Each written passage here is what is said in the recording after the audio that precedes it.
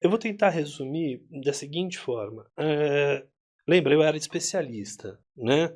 Então eu tinha que dar o parecer. Às vezes a Andrea Bedrikovic, o André, eles queriam um parecer sobre um jogo se ele teria chance de ser comercializado no Brasil. Não que eu decidisse isso. Eu era eu tinha uma função operacional de dizer qual era a minha opinião em relação a isso. Né, se iria ser um cartucho Você era o comercialmente Vox interessante. Populi. Mais ou menos, como se fosse.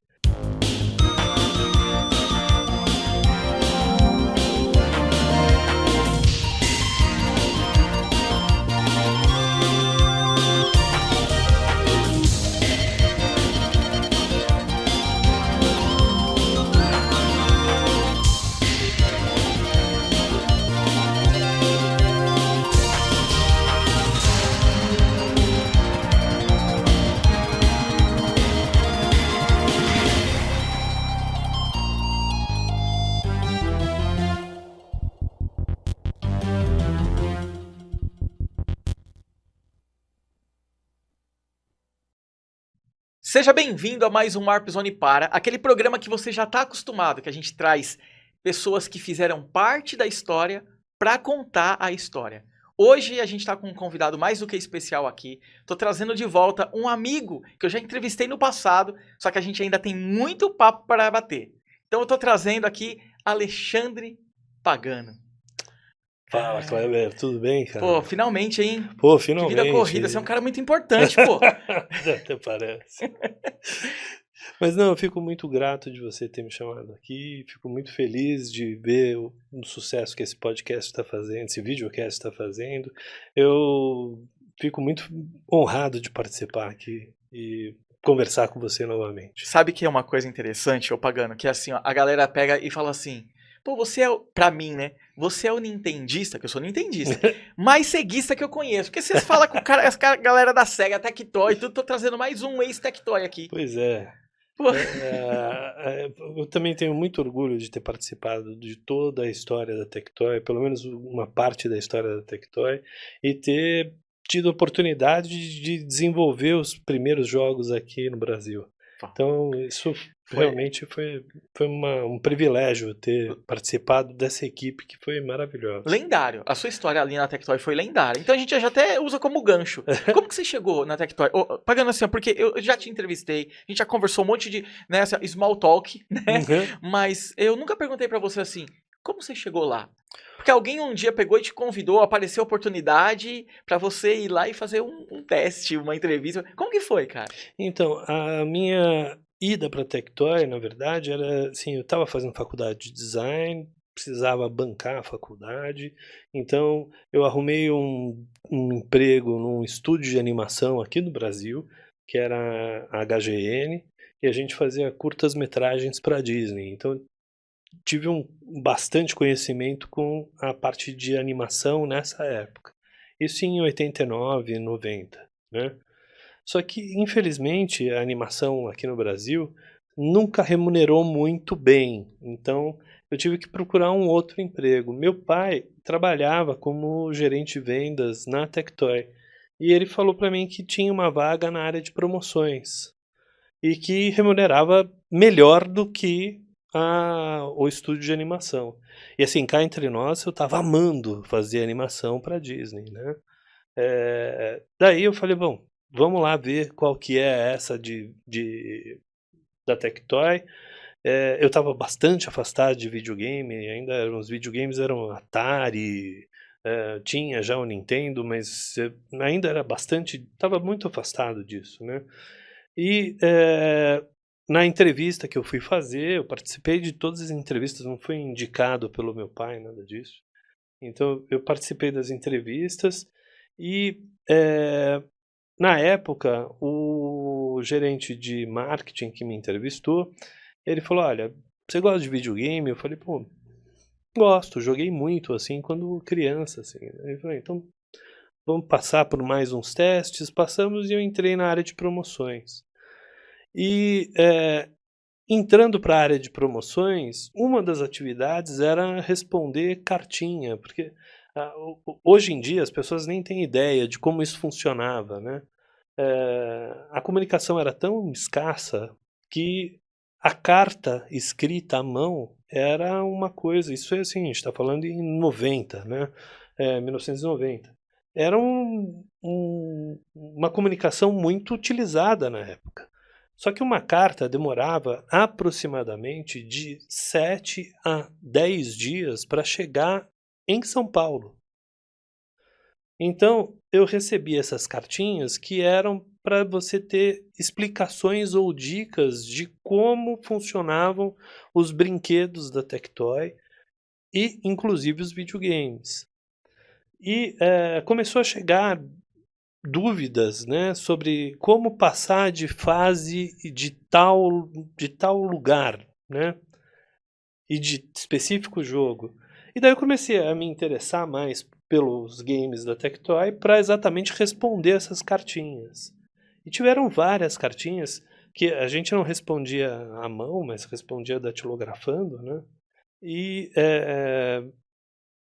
e daí, assim, eu jogava os games, fazia as dicas e respondia as cartinhas.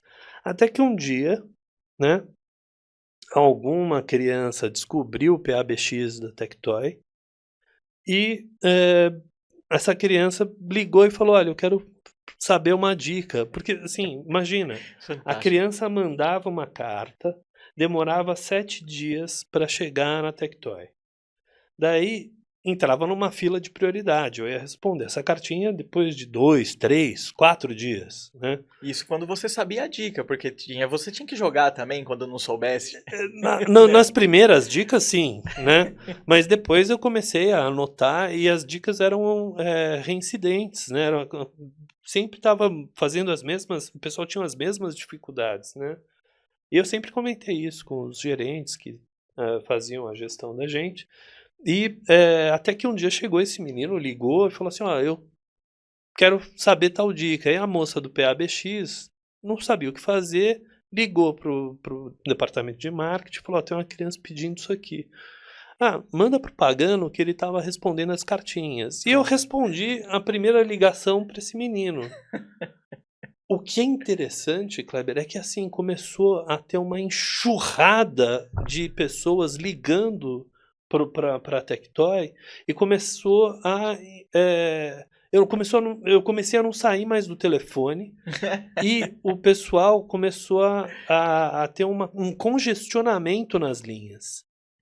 E foi daí que o Stefano e o André, que eram gerentes de marketing, e óbvio, o Daniel Dascal, tiveram a grande ideia, né? Eles sempre foram muito arrojados em todas as estratégias deles, tiveram a grande ideia de criar a Hotline, que foi a precursora no atendimento ao consumidor, né? Então você fez o embrião da Hotline, cara.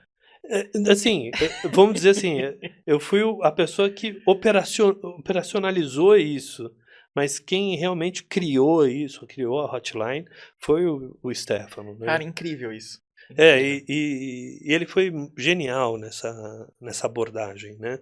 Porque ele percebeu o quanto era viável você fazer, o quanto era estratégico fazer você rodar a venda dos videogames. Uhum. Porque a criança terminava mais rápido o cartucho, Olha aí. e daí ela já ia querer consumir outro. Então, essa foi, acho que, a grande sacada do Stefano, né? Eu te digo como é que você faz para fazer, você termina mais rápido esse cartucho e vai querer rodar, faz girar o mercado. É genial isso. Genial. É É que se a genial. gente parar pra pensar hoje, parece assim, ah, não, a ideia foi legal. Não, não, foi genial, porque a Foi gente tá falando genial. a primeira metade dos anos 90, fazer algo envolvendo telefone era impensável. Não, vamos criar uma hotline aqui pra galerinha ligar. Telefone, manja. Cara, assim, foi uma sacada e tanto. Sacada genial. Que bacana.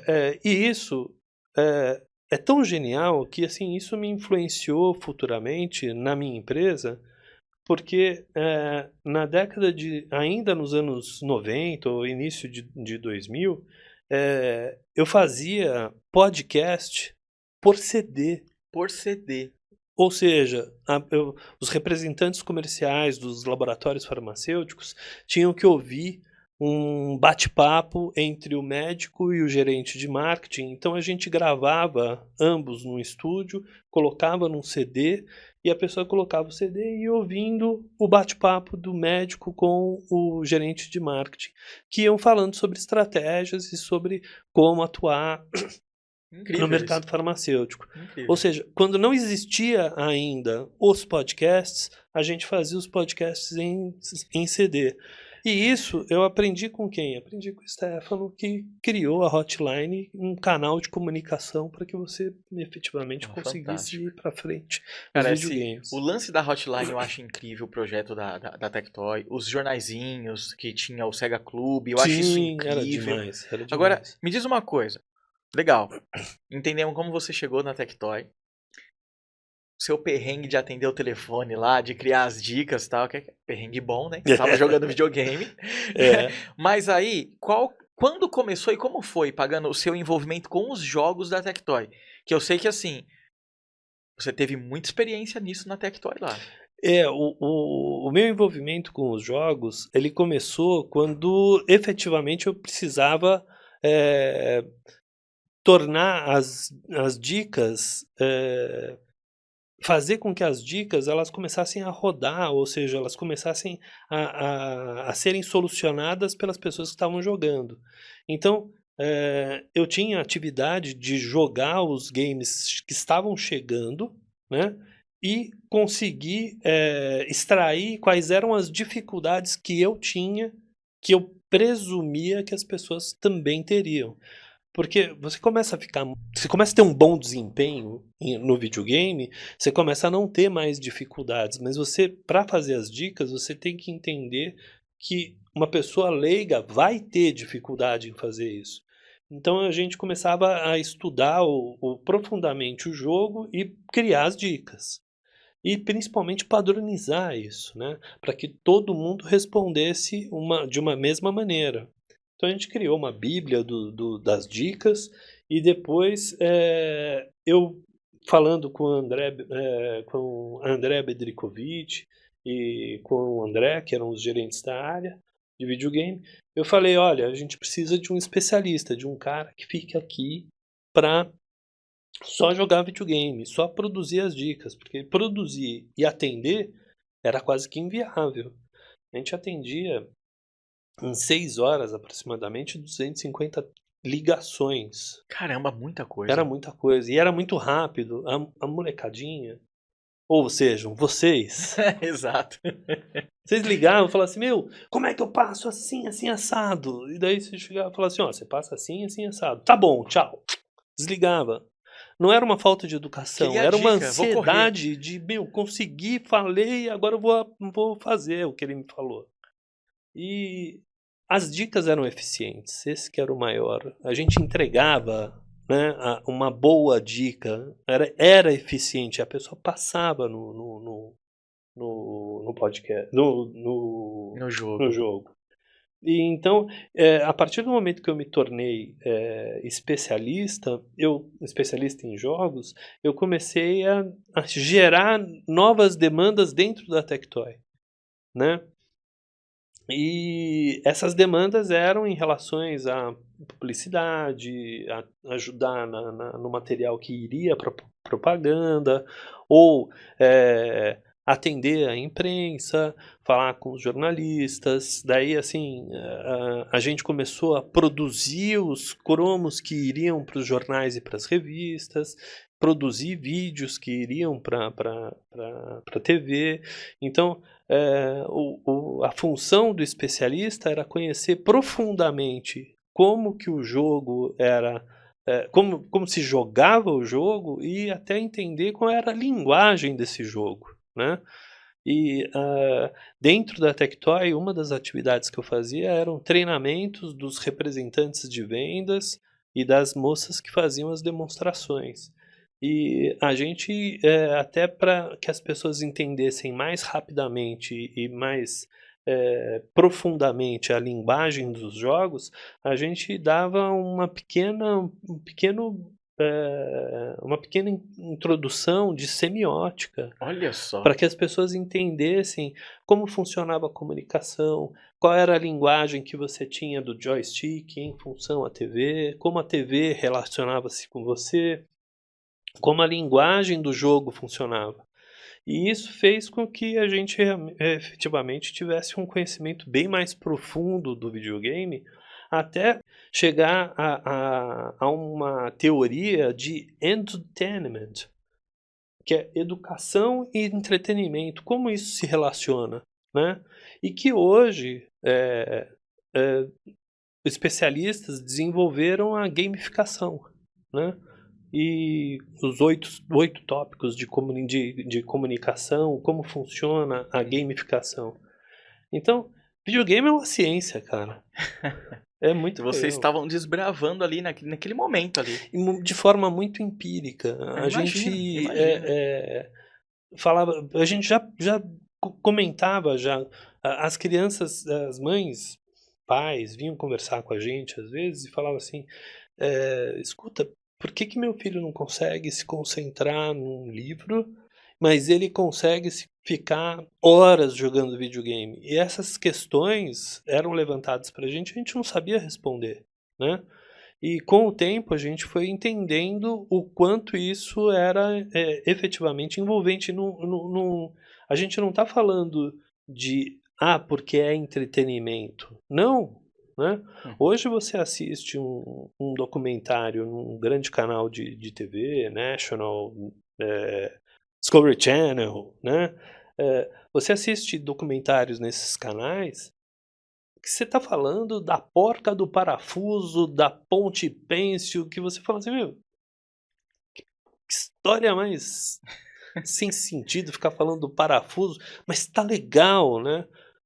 Nada mais é do que a comunicação que você como você conta essa história, como você apresenta essa história, e como isso te envolve de uma maneira que você passa 2 horas assistindo sobre a porca do parafuso da ponte pêncil.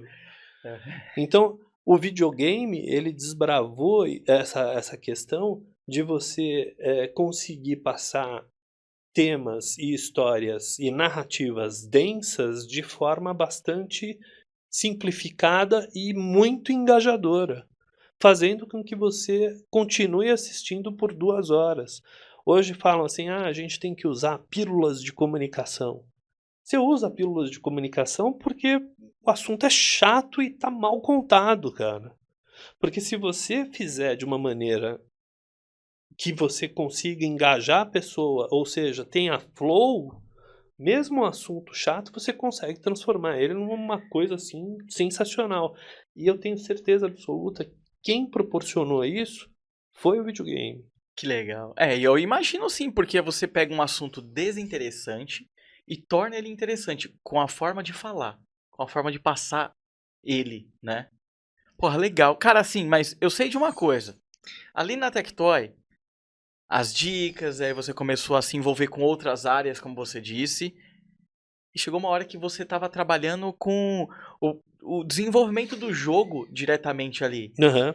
E tiveram jogos famosíssimos que passaram pela sua mão aí. É, Conta um pouquinho, quais foram esses jogos, o que você fez neles? eu vou tentar resumir da seguinte forma, lembra, eu era especialista, né, então eu tinha que dar o parecer, às vezes a Andrea Bedrikovic, o André, eles queriam um parecer sobre um jogo se ele teria, chance de ser comercializado no Brasil.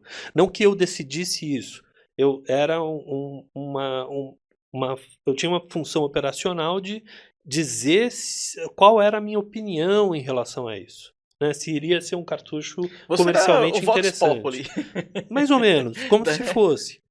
E daí eu jogava o game e falava: "Ó, eu acho que eu acho que ele é divertido, eu acho que ele tem uma boa chance de ser comercializado". E foi com o Phantasy Star que essa história do desenvolvimento começou. Porque, eu joguei o game, né, a primeira versão veio em japonês, eu tentei jogar, foi, assim, muito complicado, e daí veio uma versão em inglês, e eu consegui jogar o jogo em inglês. fiquei quase que de 5 a 10 dias jogando o game. Daí eu fui dar o meu parecer para Andrea Bedrikovic e falei, olha, o jogo é legal, não é muito um jogo que eu gosto, meu estilo, mas o jogo é legal, mas aqui no Brasil não vai funcionar. Porque se tiver que jogar em inglês, não vai rolar. Meu inglês é ruim. Eu não conseguia naquela época jogar esse game. Tinha que ficar com o dicionário o tempo todo. Demorava muito tempo para fazer isso. Eu falei, mas se o jogo fosse traduzido, Olha aí. eu acho que ia ser muito legal. Mas como a gente não consegue traduzir, abre aspas, fecha aspas, foi isso que eu falei para ela. Como a gente não consegue traduzir, a gente, eu não recomendo lançar esse jogo do jeito que ele tá. E a Andrea falou assim, você falou tudo que eu queria ouvir. E foi só isso que ela me falou. Passaram-se talvez uns 30 dias, o Claudio Yamaguchi me chama na sala dele e fala assim, olha, preciso da sua ajuda aqui. Eu falei, o que foi, Claudio? Ah, então, preciso que você jogue esse game pra mim e vá me passando as coordenadas do que tem, o que não tem, quais são as frases, como é que a gente faz. Porque a gente está traduzindo esse jogo. Eu falei, nossa, que legal, né? E foi aí que começou o desenvolvimento de videogames no Brasil. Porque o Cláudio, ele conseguiu, através de linguagens assembler, ele tinha um desbagulhador, ele tinha algumas ferramentas que os caras mesmos inventaram, né? Não foi nenhuma ferramenta trazida da SEGA, né? O pessoal de engenharia da Tectoy era fora da curva, cara. Aliás, todos eram fora da curva na Tectoy. Era um pessoal muito bom, assim. O pessoal de marketing era muito bom, o pessoal de vendas era muito bom. As demonstradoras eram muito boas, sensacionais. E o pessoal da engenharia, que hoje seria o IT, né? A gente está falando de 91. O Claudio Yamaguchi, ele conseguiu extrair os caracteres do game. Que diferente do que a gente acha e achava, as letras não eram caracteres isolados, né? Letras. Eram um quadradinho de pixels. Ou seja, a letra era desenhada. Então, a gente conseguiria extrair essas letras, redesenhar algumas que teriam acentuação, que o jogo americano não tinha, e você conseguiria reorganizar essas letras para traduzir o jogo. É um trabalho assim super maluco, Hercúleo. né? Hercúleo. E Imagina, tudo na mão, cara, né? Tudo por código. 91, hein? Por volta de 91. Mas olha que interessante. Como você tirou o caractere desenhado, você também poderia tirar o caractere do personagem. Tá. Então daí o Cláudio chegou para mim e falou assim, então, ele me explicou isso, na época eu fiquei bem bugado, não entendi direito, mas ele falou assim, ó, e como eu posso tirar o desenho da letra, eu posso trocar o personagem. Eu falei, nossa, que legal, então a gente podia fazer uma adaptação de um jogo com um personagem brasileiro. Ele falou sim. O Stefano já estava conversando com o Maurício de Souza. Então nasceu daí a ideia de, ó, vamos fazer uma alteração em um jogo. Não sei qual jogo ainda, mas vamos colocar personagem brasileiro para localizar, trazer esse negócio para o nosso mercado. Pro nosso mercado. Lindíssimo. E daí, assim, eu acho que o Maurício de Souza conversava com o Stefano constantemente, porque tinham negociações com a Estrelinha Mágica, alguma coisa assim. E o Maurício de Souza falava, quando que a gente vai fazer um jogo da Mônica? Né? E o Stefano falava, olha, fazer ainda a gente não está conseguindo, mas a gente pode adaptar. E aí nasce o primeiro mod do Brasil, né? Que é o Turma da Mônica. A gente escolheu A gente estudou vários jogos que podiam ser adaptados, e o Wonder Boy ele foi o primeiro que a gente falou, olha, segue por aqui que esse daqui dá pra gente adaptar uma história. E o pessoal do Maurício de Souza é genial, cara. Eles são muito bons, assim. Porque eles fizeram. Eu joguei o jogo inteiro, né? Mandei a fita de videocassete pra eles, olharam a fita inteira e adaptaram o jogo todinho, num roteiro, com personagens, com tudo. Eles iam apontando, olha, esse personagem pode ser isso, esse daqui Exatamente. transforma em tal. Exatamente. Incrível. Mas daí vem aquela história que é bem famosa, que é a história do que a Mônica apareceu com uma espada na mão, né? E o Maurício de Souza, quando viu esse protótipo, né, com a Mônica com a espada na mão, ele vetou. Ele falou, não, Mônica com a espada na mão, impossível. A Mônica o Maurício de Souza ele tinha uma questão de cuidar dos personagens, e até hoje eles têm, né, de cuidar muito dos personagens, assim, de manter essa essência do personagem, né, como outros grandes produtores também fazem. Mas o Maurício de Souza ele é excepcional nisso. E ele falou, com a espada é inviável. E daí o Stefano teve a grande ideia de falar, pô, e por que a gente não troca por um coelho? A Mônica tem o coelho, né? Ele falou, não, com o coelho tá tudo bem. A única coisa é que eram 5 pixels por 15. Desenha um coelho com 5 pixels por 15. Olha o desafio aí. Cara, transforma essa espada no coelho da Mônica. Exato. Muda a cor, porque a espada também era cinza, o coelho era azul. A gente teve que retirar os cinzas do jogo e trocar pelos azuis. E tudo que era cinza, a gente teve que dar um jeito de encontrar uma outra cor similar. Porque vamos lembrar que eu acho que o Master System tinha 32 cores, é isso? Ah, eu já não sei te lembro dizer. mais. Eu já não lembro. Não sei se era 32, se era 24. Mas foi um baita desafio fazer um negócio desse. Porque assim, você tem que fazer um jogo inteiro com essa palette de cores, né? E vai se passa alguma coisa que não viu. Ó, alteramos a espada pro coelho. Agora rejoga tudo pra ver se não mudou nada onde não deveria ter mudado. Não, e assim, você não tem ideia. Às vezes a gente mudava um pixel, né? E tô falando sério, era um pixel. O jogo em algum momento dava assim um revertério, assim, apareciam caracteres esquisitos que não tinham que aparecer. Caramba. Porque a conversão disso, do assembler para, eu não me lembro mais as linguagens, mas assim, tinha uma conversão e isso sempre dava algum problema, né? E isso agradou o chefe de tudo lá, que era o Maurício de Souza. Falou, ó, com o coelho vai. Com o coelho ele aprovou na hora. Cara, por pouco, se ele não aprova, a gente não ia ter boa parte da história da Tectoy, porque esses jogos são famosíssimos. Pois é, então, mais uma vez, olha como o Stefano sempre foi um cara visionário, né? Como ele lida bem com os problemas. Muito Isso que é legal, uma coisa cara. muito legal, assim.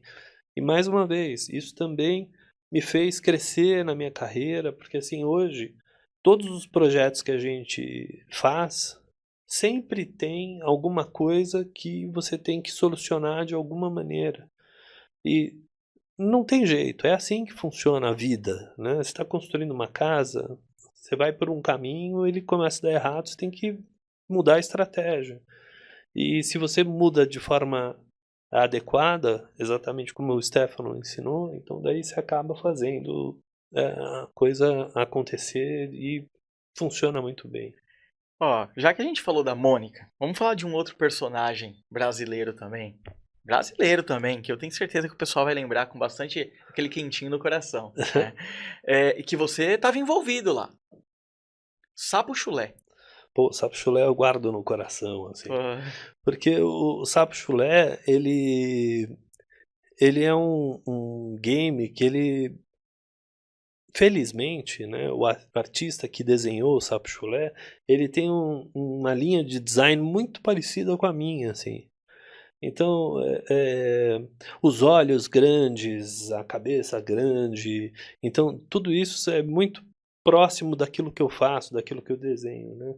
Então, eu me identifiquei na hora e eu consegui adaptar os jogos sem ter referência de nenhum outro artista. Então, todas as animações e todos os desenhos que foram feitos do Sapo Chulé foram todos nativos já meus, direto, sem referência gráfica desenhada. Então, assim, eu já ia pro pixel mesmo, falava, tem que trocar. Eu já ia desenhando no próprio aplicativo como ia substituir o personagem. Fantástico. Então, assim, você tem uma nave do Sapo Chulé, que você tem um dos jogos que é uma nave, a nave é criação minha, assim, eu que desenhei, passei pro pessoal, o pessoal deu elaborada melhor, mas então, assim, o Sapo Chulé eu guardo com muito carinho, assim, porque foram jogos que tiveram uma boa representação aqui no Brasil, E né? esses jogos seguiram o mesmo caminho do da Mônica. Foram Sim. adaptações, e aí vocês negociaram lá com o Paulo José, ó, vamos fazer junto, porque tinha um bonequinho já, né, da Tectoy. Eu não me lembro, a parte de negociações era mais com o pessoal de marketing e Stefano, né? Então, assim, eu não me lembro direito como é que era isso. Mas a parte de design, de elaboração, foi bastante rápida e muito simples. Porque a gente já estava também, a gente já tinha adaptado outros jogos, né?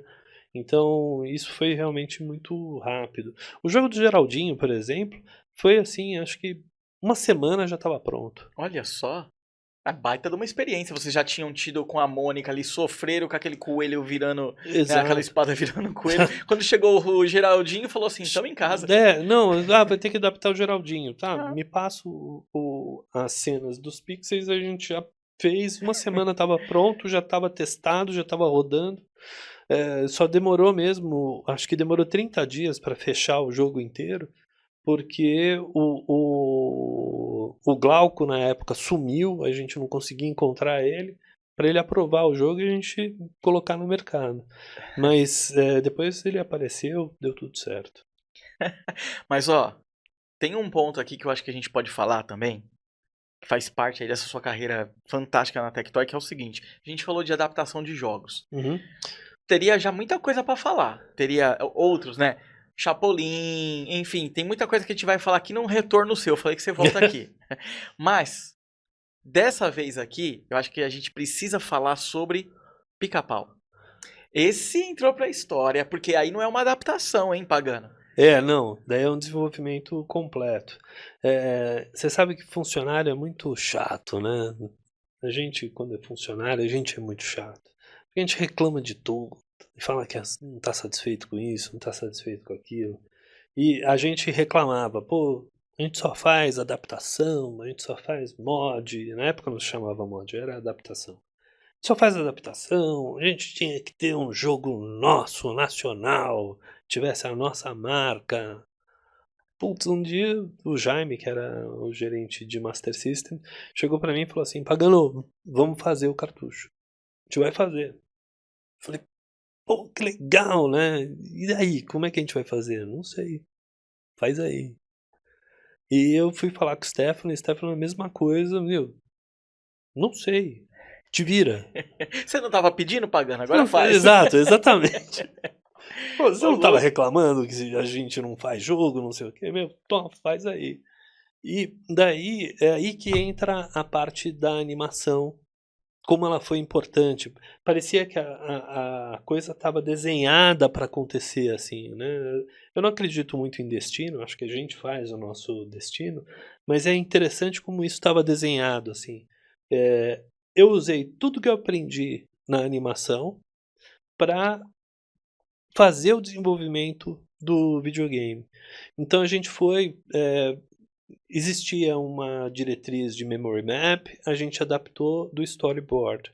Né? Storyboard na animação, que é os primeiros rafts e história em quadrinho que vai contando a história para saber o que vai acontecer em cada cena, chamava-se memory map. A gente fez todo o memory map. Era uma parede gigante de vários A4s desenhados, explicando cada cena do que ia acontecer no game. E depois disso, a gente foi fazendo a arte final, quadriculação de todos os movimentos dos personagens, essa essa Você transformar em pixel, né? Em sprite. porque como a gente não tinha muitos recursos na época, o que que a gente fazia? A gente pegava um artista, né? Não me lembro o nome dele, eu acho que era Aloísio. Ele desenhava o pica-pau na sua cena, na sua movimentação, e depois a gente reduzia isso em xerox para ficar dentro de um quadradinho contado de pixels de um papel quadriculado. Então, se tinham 50 por 100 pixels, então você fazia esse quadradinho num papel quadriculado e encaixava o pica-pau, a cena do pica-pau desenhado à mão, em cima desse quadradinho, né? Em cima desse campo. E com uma mesa de luz, que é muito tradicional em desenho animado, eu ia pintando os quadradinhos nessa mesa de luz para ter uma referência para desenho, né? E é óbvio que não dava, nunca funcionava 100%. Daí você tinha que fazer essa correção na animação. E era um trabalho assim, Kleber, assim, desumano, assim. Era um trabalho de preso, né? Você ficar fazendo negocinho, assim. Mas era uma coisa assim, a gente tinha uma paixão tão grande por tudo isso e por ver acontecer isso, né? Porque era um processo de animação similar, né? Mas já era digital, né? A gente estava digitalizando tudo, só que pixel a pixel. Então, assim, Imagina, todos os quadros de animação. Tudo que se mexia e mudava no personagem, você tinha que ir lá e criar um novo quadro, uma nova folha que você tinha que ir lá e rabiscar até depois digitalizar esse negócio. exatamente. Um E jogo assim, inteiro, hein? o jogo inteiro para Master e para Mega. Lembrando que para Master é tudo reduzido. A gente fez primeiro para Mega. E para Mega Drive você tinha um campo maior, você tinha mais cores.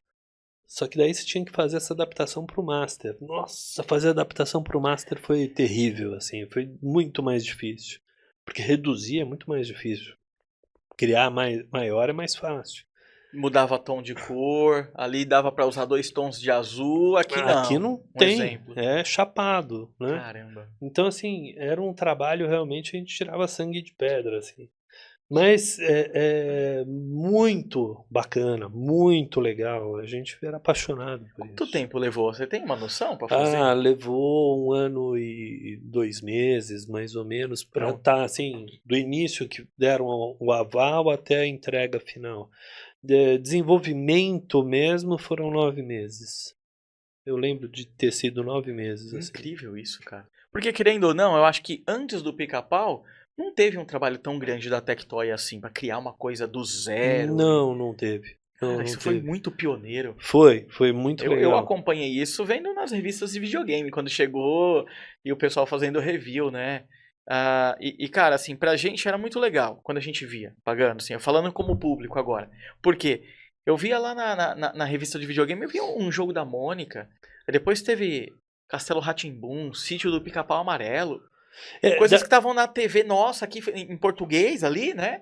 E dava pra jogar no videogame, isso era mágico, cara. então, dessas produções eu já não participei mais, Aham. né? Eu já tinha saído da Tectoy mas assim, o que eu vi, né, é que assim o pessoal reaproveitou muito Sem do dúvida. design que a gente já tinha feito no Pica-Pau para fazer esses games, porque já estava lá, material produzido já, né? E Eu já mudo sabia uma par... qual a ferramenta usar, o que que não usar, o que que dá certo, o que que não dá. o que Porque já tinha, imagina ali que no Pica-Pau você deve ter feito muita coisa que deu errada, até aprender o que dava certo. sim, não, e tinha assim, tinha uns tiros no pé, né? Que a gente falava assim, eu quero que o cachorro. Porque assim, quando você fala do personagem principal, ele tem, sei lá, 200 ações, né? 200 frames, né? Tô chutando, não me lembro. Mas, putz, você tinha que fazer os inimigos. Fazer inimigo é muito mais complicado do que fazer o personagem principal. Porque o personagem principal, ele tá ali, você faz, pronto, acabou. Mas cada inimigo, ele também tem uma quantidade de frames gigantes, assim. E é um monte, né? E é um monte. Você não é só um inimigo. Você tem o cachorro, tem a abelha, você tem o Leôncio, você tem... Então, são muitos personagens, né?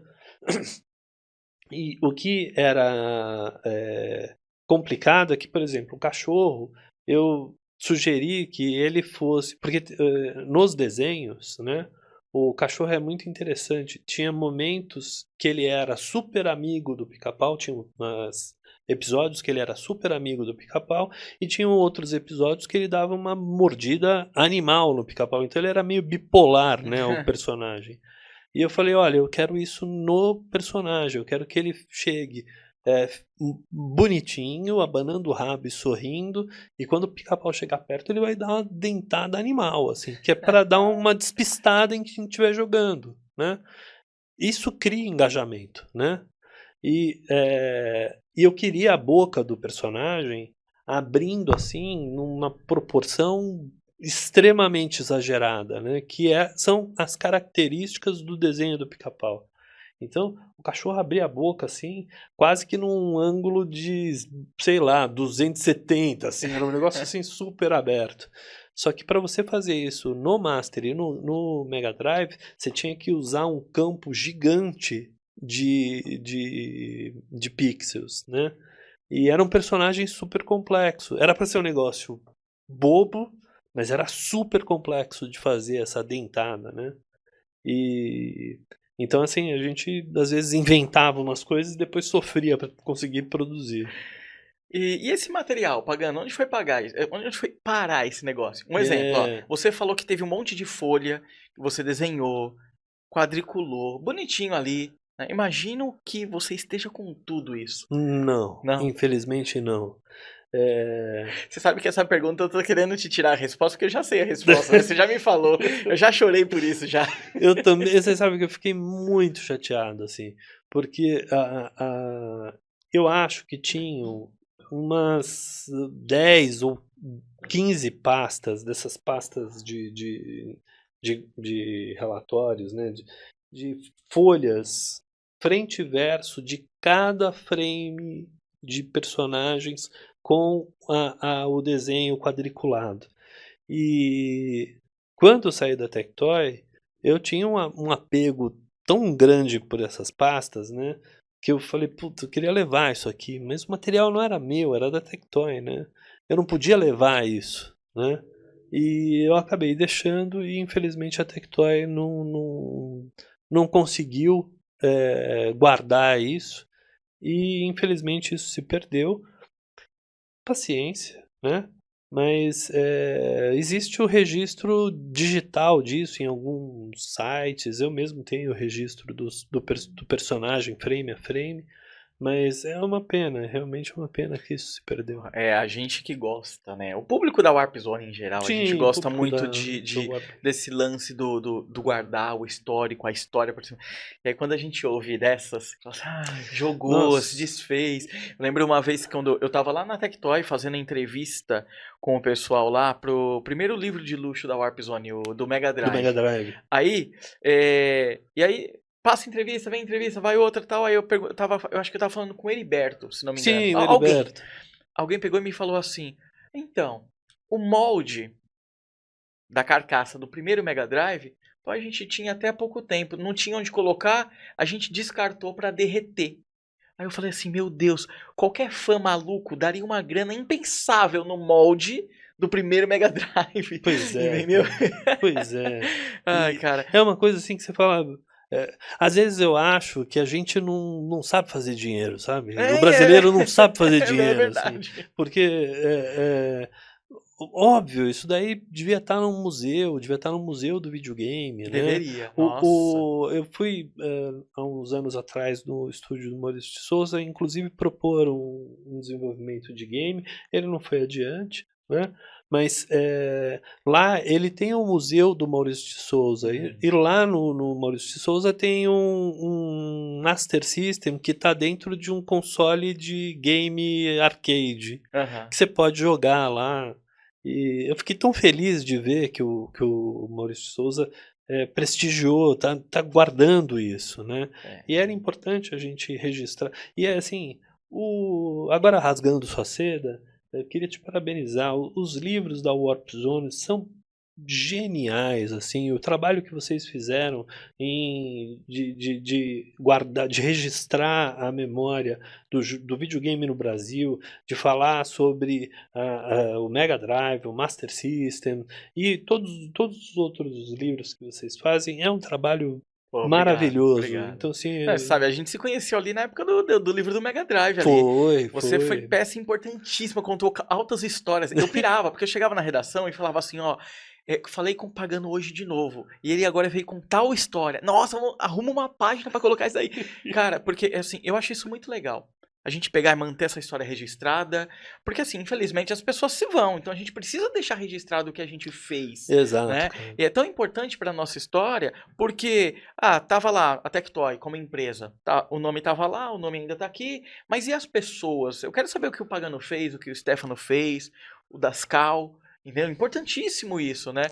Toda vez que você conta essa parte, né, do Pica-Pau, eu gosto muito, porque tem algumas pessoas que falam assim, mas o jogo do Pica-Pau não é um jogo bom, não. Tá assim, cara, eu vou te explicar um negócio, ó. Se coloca nos anos 90, fazendo um jogo pra Mega Drive e Master System, sem ferramenta, não se coloque em 2025 não, cara, entendeu? Sim. Então, assim, é um jogo excelente, velho. Pro É, que tinha disponível ali. Mas naquela época lançava um jogo de Master System que era muito melhor. Ué, todo mundo com os kits de desenvolvimento que a Tectoy não tinha. exato. Ó, só pra você ter uma ideia, o jogo do Sonic tinha lá nos Estados Unidos, ou no Japão, e depois nos Estados Unidos, eles tinham aproximadamente quase 250 pessoas para desenvolver um jogo que era realmente um jogo muito bom, o Sonic, etc. Desbravou aí um estilo de game, né? A gente tinha mais aproximadamente umas 5 pessoas na engenharia, mais umas 2, 3 pessoas na minha equipe, e era isso para fazer o game inteiro. Se vira. Então, assim, se você tem vários designers para você fazer um elo, para você fazer um detalhe do jogo, isso facilita muito, agiliza muito o processo. Então, o que a gente fez foi realmente um trabalho que aqui no Brasil não tinha equipe que fizesse. Heróico. O Foi pessoal heróico. foi. Entendeu? Eu não falo isso de mim, não. Toda a equipe, todo o pessoal era excepcional. Assim. Eu vejo algumas pessoas comentam, né, sobre o desenvolvimento, digo assim, não só independente, mas assim, o desenvolvimento de jogos para computador ali nos anos 80, 90, mas para console era muito diferente nessa época, porque tinha muita ferramenta, não estou falando que era fácil fazer para PC não, Sim, sim. era difícil, mas no PC já tinha ferramenta ali para você trabalhar. Agora no console, imagina só, chegar e falar assim, como que faz tal coisa no Master System? Cara, procura uma ferramenta para fazer um negócio desse. Não, Porque quem tava fazendo ali era a Tectoy, só, no Brasil. Entendeu? Porque no PC tinha um monte de gente, e pessoas inteligentíssimas, que se não existisse a ferramenta, a comunidade criava. Tô falando no final dos anos 80 ali, né? Agora, pra Tectoy, se não tivesse a ferramenta para traduzir o Phantasy Star, a Tectoy tinha que criar ou não faria. eu não faria. E assim, normalmente você não tinha nem material de registro ou material de pesquisa. Não existia livro para isso. Então, assim, era muito faz, estuda, dá um jeito, né? E tinha um senhor na Tectoy que ele era um engenheiro que ele estudava quanto fisicamente os brinquedos iam durar. Era uma coisa assim, eu não me lembro o nome dele, era um senhor, o Heriberto deve lembrar. Era um senhorzinho que ele ficava lá, ele fazia umas traquinagens, cara, que é pra, assim, pra testar o botão do joystick. E ele fazia um tipo de uma maquininha que ia ficar rodando com um motorzinho e botava uma borracha na ponta e ele ia ficar cutucando o botão do joystick e contando quantos cliques o joystick aguentava antes de quebrar. Era para se ter uma noção de qual era a vida de um joystick.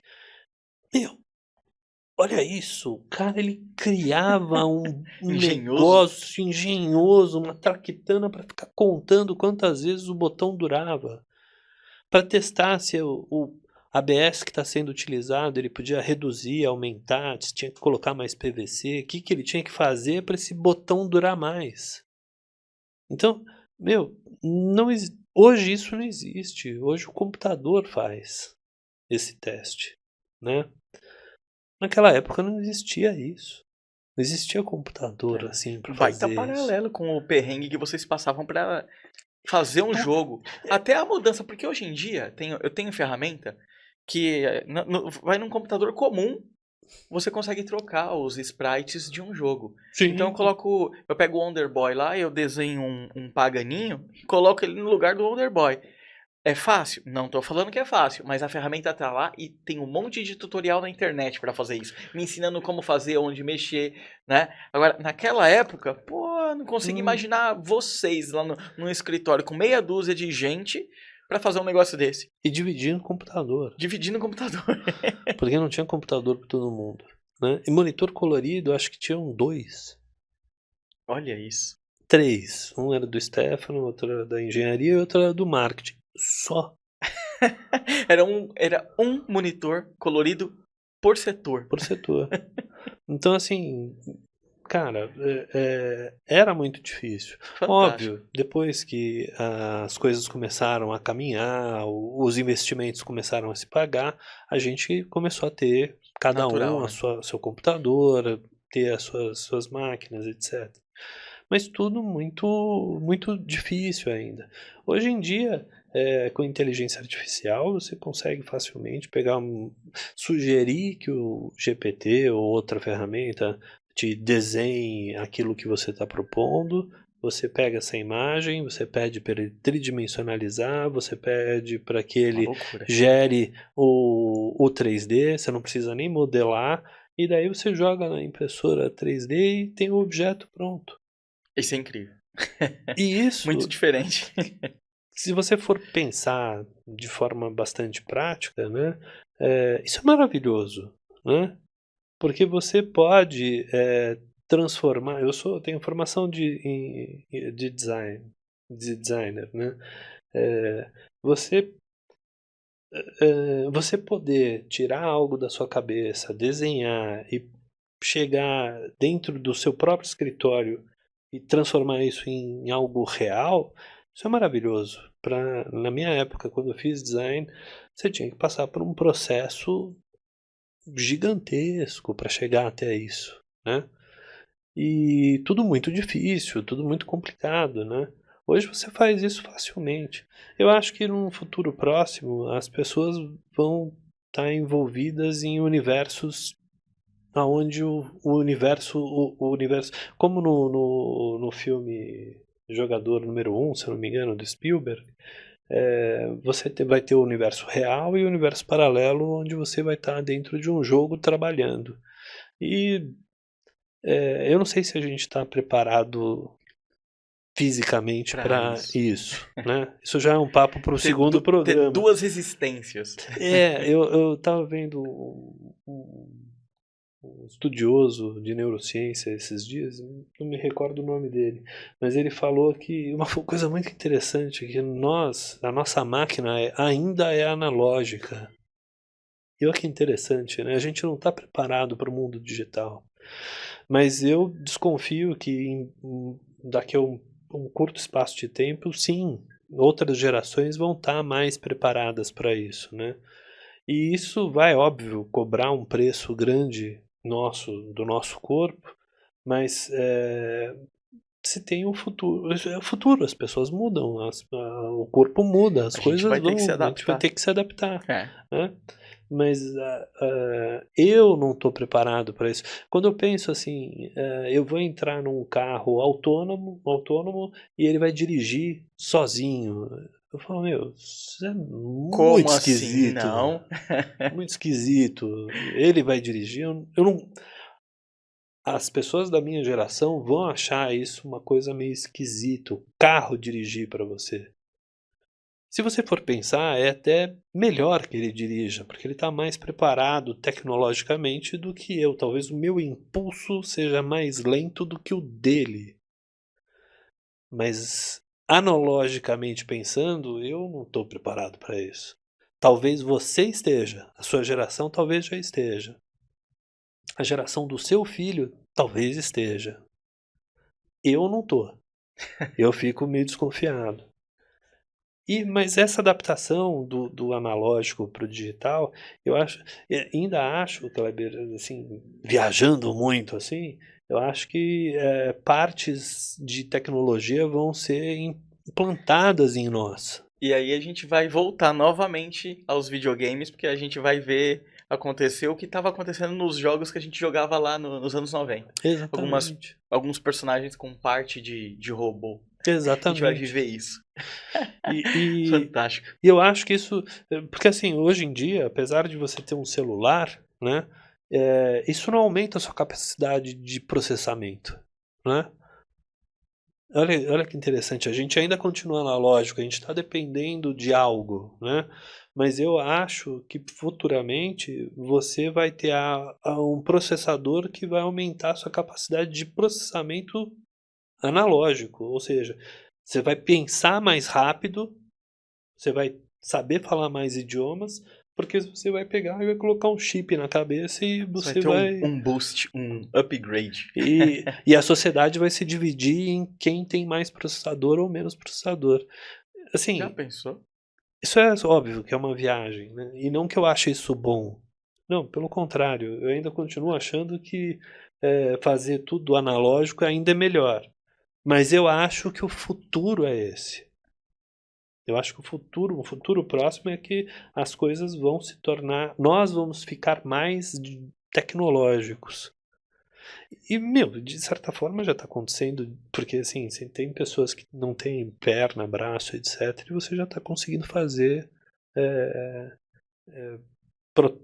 próteses mais eficientes. Exato, biônicas e tal. Show de bola. Pagano, muito bom conversar com você, cara. Eu também Te acho. reencontrar, fazia um tempão que eu não te via pessoalmente. Sempre Que legal. muito bom bater papo com você. Ó, você volta. Tá, você volta. Eu acho que foi muito legal falar hoje o seu início na Tectoy, alguns projetos. Tem um outro ponto que eu vou querer estressar mais numa entrevista só sobre aquilo. Você Legal. volta, eu te convido em breve. Maravilha. Cara, então obrigado por ter comparecido. Eu Isso que aqui, agradeço, ó, como eu né? te falei, né? O Warp Zone Para é um programa que a gente tem trazido as pessoas que fizeram a história pra contar essa história. Então, pra mim é uma satisfação ter você aqui. Obrigado mesmo, cara. Eu fico muito honrado. Muito obrigado. Galera, então quem acompanhou, se liga que o Pagano foi um dos nossos convidados. Temos outras entrevistas publicadas. Dá uma olhada aí no canal. Eu tenho certeza que vocês vão curtir bastante. E fiquem de olho que em breve pinta outro convidado aqui no Warp Zone Para. A gente se vê em breve.